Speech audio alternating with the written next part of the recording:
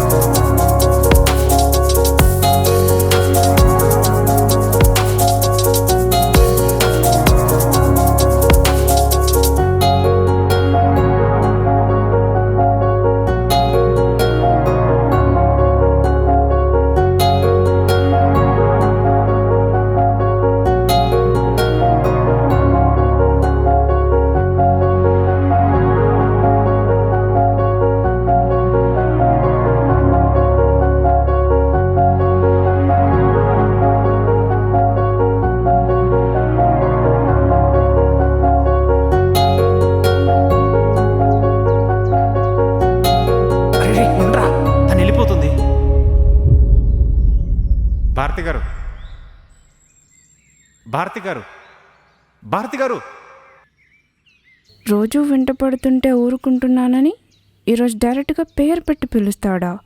ఇలాగే వదిలేస్తే ఇంటి దాకా వచ్చేస్తాడు. వీడికి ఫైనల్ కోటింగ్ ఇవ్వాల్సిందే.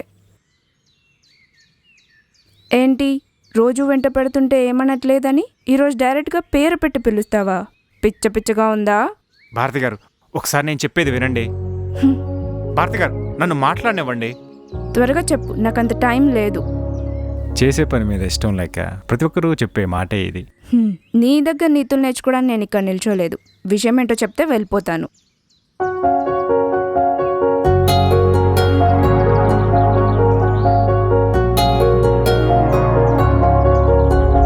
I love you.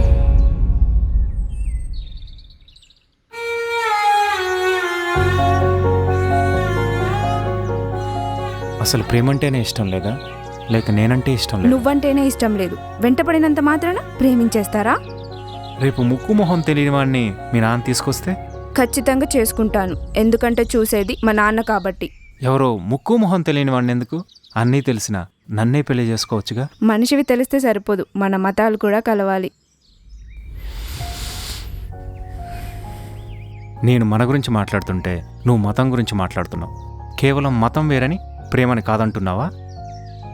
రోజు గుళ్ళో దేవుడితో పాటు మా నాన్నకి నమస్కరించే వాళ్ళు కూతుర్ని సంస్కారంగా పెంచలేదని వేలెత్తి చూపుతారు.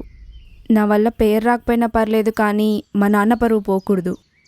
నీ బాధ భయం ఏదో అనుకునే ఆ నలుగురు గురించా, లేక నేను కనీ పెంచిన మీ నాన్న గురించా? మా నాన్న నాతో పాటు పెంచుకున్న పరువు గురించి. మీ నాన్న నొప్పిస్తే నీకు ఇష్టమేనా? ఇష్టం లేదు. 2 ఏళ్ల వయసున నీ ప్రేమ మీద నీకంత నమ్మకం ఉంటే 25 ఏళ్ళు పెంచిన ప్రేమ మా నాన్నకెంత మమకారం ఉండాలి? కనీసం తినే తిండి దగ్గర కూడా నీకు నాకు పొసకదు. అలాంటిది నీ చేపట్టుకొని నడిచొస్తా అని ఎలా అనుకున్నావు? రామున్నే దేవుళ్ళా కొలిచే మా నాన్న మరొక దేవుడున్న ఇంటికి నన్ను మనస్ఫూర్తిగా పంపగలడా? అయినా ఇదంతా నువ్వంటే ఇష్టం లేక నేను కాదనటం లేదు. మా నాన్న బాధపడకూడదని వద్దంటున్నాను. అయిపోయిందా? ఇంకేమైనా ఉందా? 25 ఏళ్ళు పెంచుకున్న మమకారమైన మిగతా 75 ఏళ్ళ జీవితం కోసం ఇంకొకటికి కట్టబెట్టాల్సిందేగా. నీ చేయి నాకు అందివ్వమను. ఇంకేమన్నావు? తినే తిండి దగ్గర కూడా పొసగదా? అడుక్కునేవాడికైనా అంబానీకైనా ఆకలి ఒక్కటే. మహా అయితే వీడు పచ్చడి మెతుకులు తింటాడు, వాడు పరమాన్నం తింటాడు, అంతే తేడా. ఇంకొక దేవుడు నా ఇంటికి మా నాన్న నన్ను పంపగలడా అన్నావు.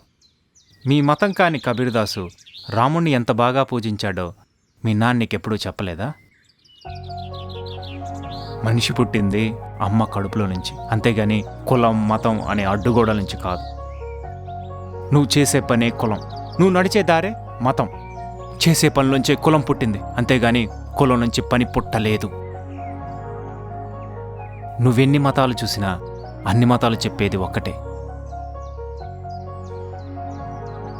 ఆకాశత్ పతిదాం తోయం యదాగచ్చతి సాగరం సర్వదేవ నమస్కారం కేశవం ప్రతిగచ్చతి. దీని అర్థం నీకు చెప్పాల్సిన అవసరం లేదనుకుంటా. ఇది నువ్వు గ్రహించలేదంటే ఎంత చదువుకున్నా వ్యర్థమే. మనం ప్రేమించాల్సింది మన అనుకునే వాళ్ళని, అంతేగాని మన మతం అన్న వాళ్ళని కాదు. చివరిగా ఒక్క మాట, ఐ లవ్ యూ.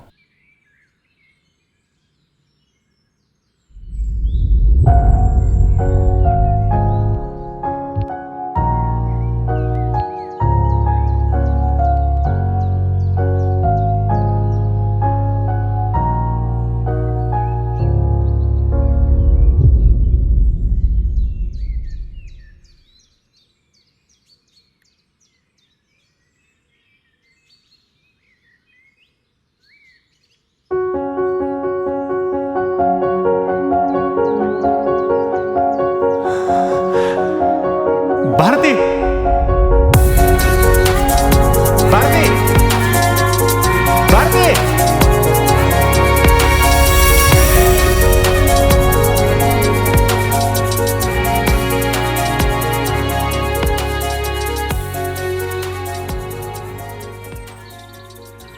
పుట్టుకతోనే ప్రేమ పుడుతుంది.